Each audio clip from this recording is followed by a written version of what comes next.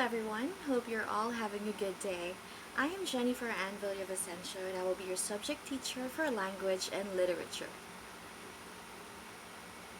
Before we get started with our lesson, let me check your attendance first. And if in case you need to go to the John or to the loo, just call my attention. It is located at the second floor. Just have to go straight down the hallway and then turn left. And just a few reminders with regards to our lesson proper. I expect everyone to stay quiet and remain in their seats, okay? Alright, so let's begin our lesson and I would like to ask everyone, do you have a favorite book?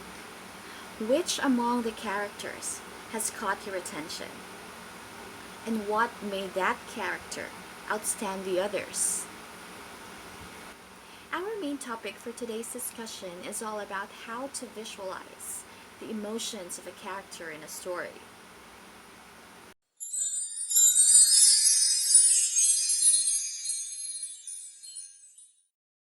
For the discussion points, we will be tackling about character analysis, analyzing each character type, and character visualization.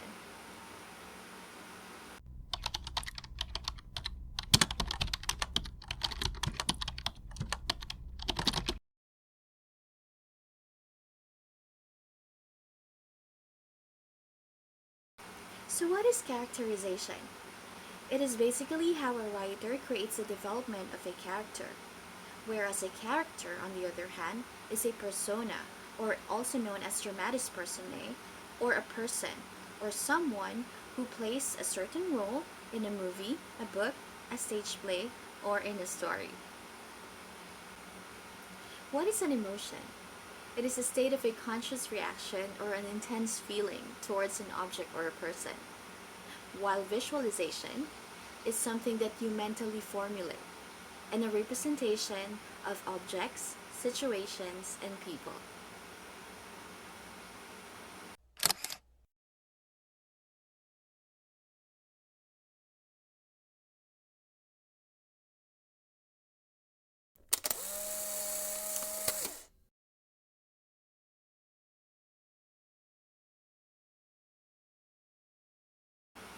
There are two types of characterization. The first one is direct or explicit, which mainly talks about the descriptions with regards to the passion, the physical attributes, and what a character is actually doing in a story. Indirect, on the other hand, describes the personality of this character, how the actions were being made by this character, how that character relates with a different character or with another character, how that character speaks and thinks in a story.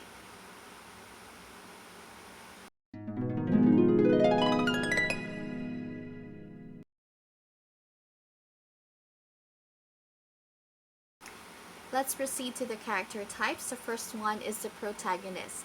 It is usually the main character of the story and the one who drives it along. The next one is the antagonist, the one who opposes the protagonist, and the one who creates obstacles in the story.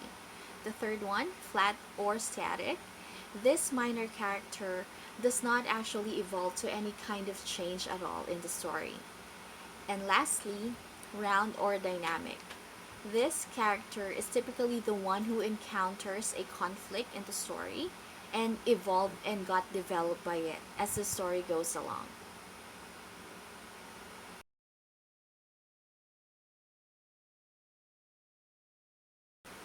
And now, let's talk about the 8 basic types of emotions.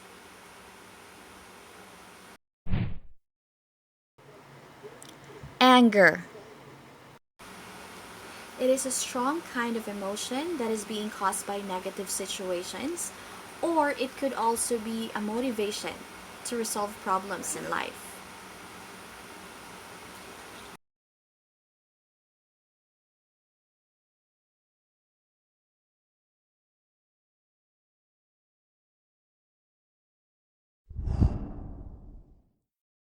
Fear.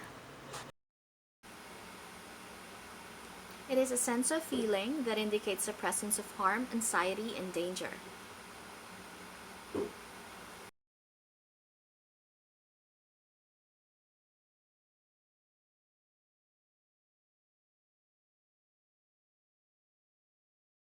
Anticipation.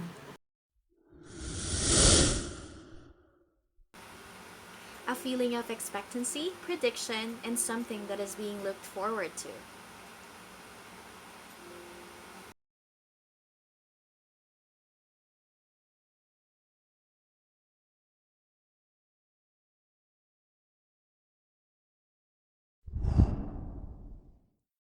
Surprise! A startled response by an unexpected turn of events.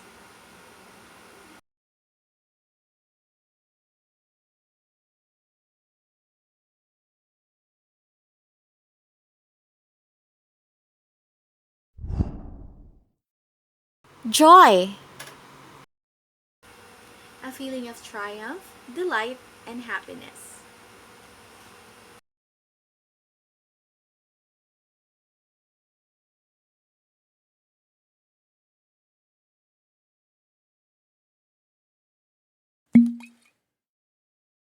Sadness.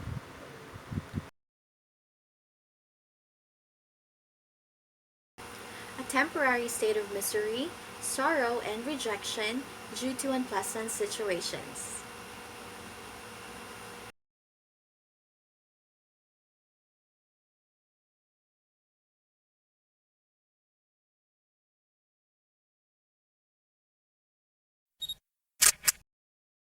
Disgust.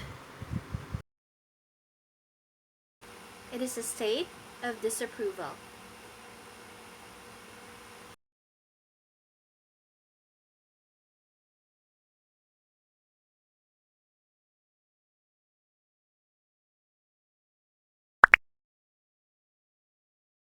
Trust. A firm belief in truth and honesty.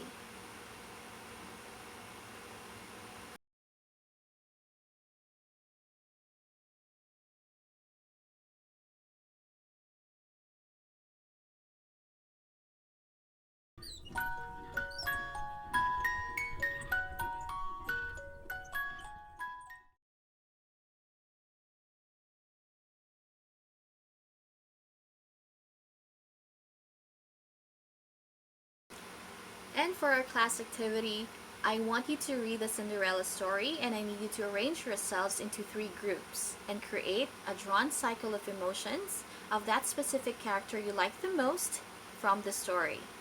Okay?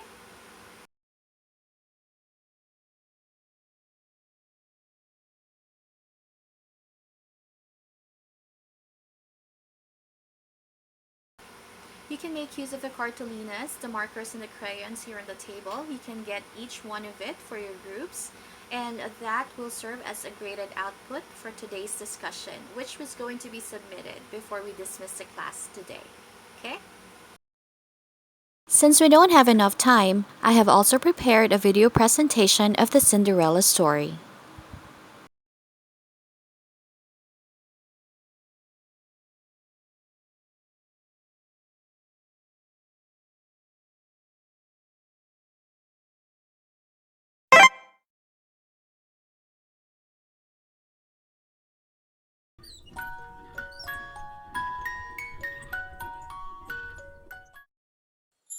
Once upon a time, in a faraway land, there was a very generous and wealthy family who live in a chateau.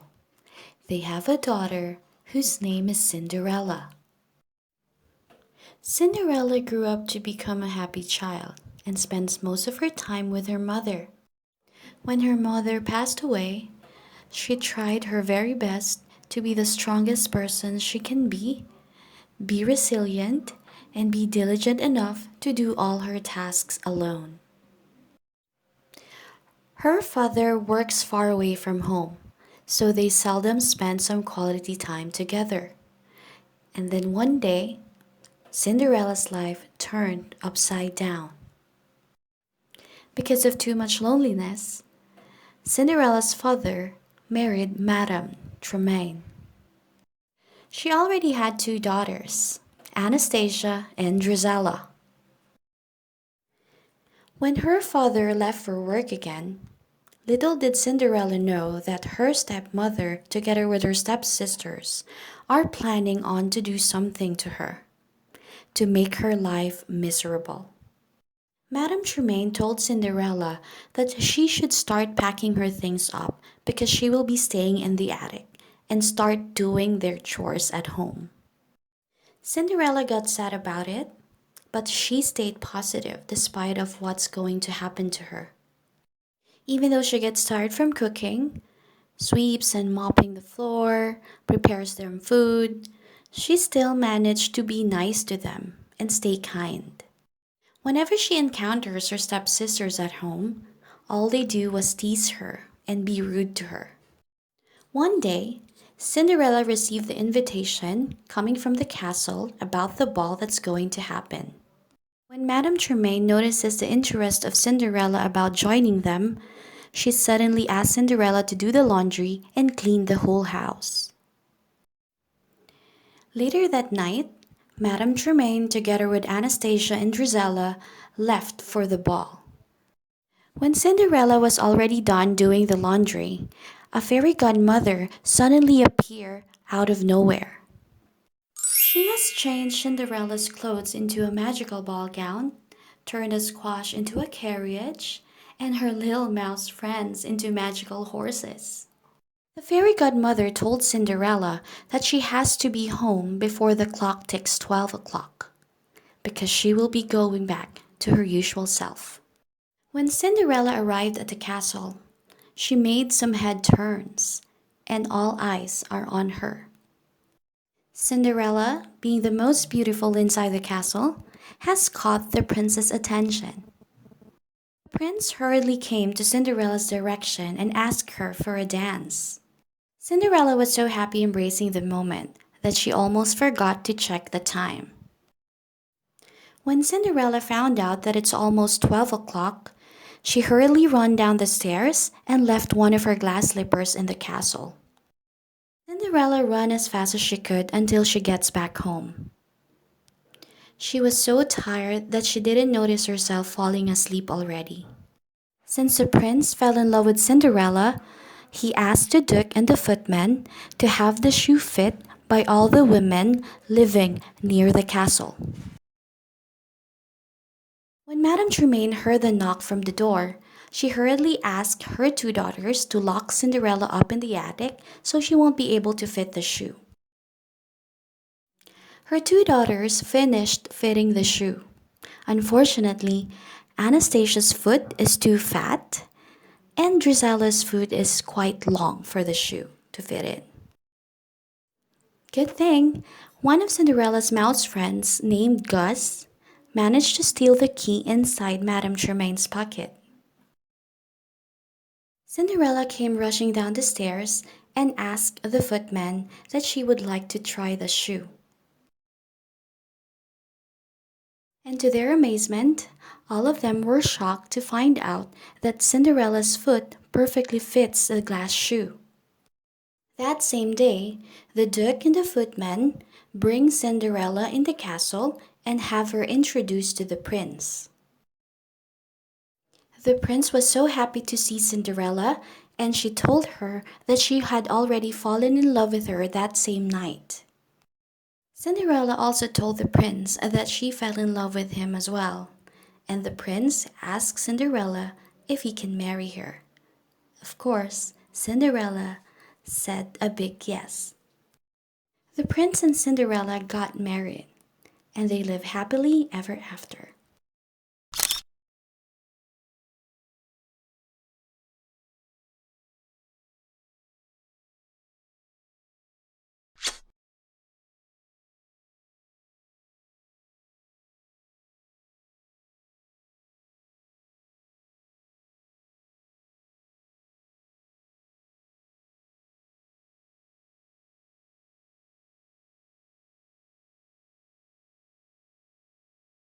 Hope you learned a lot from our today's discussion, and I hope you enjoyed it as much as I do.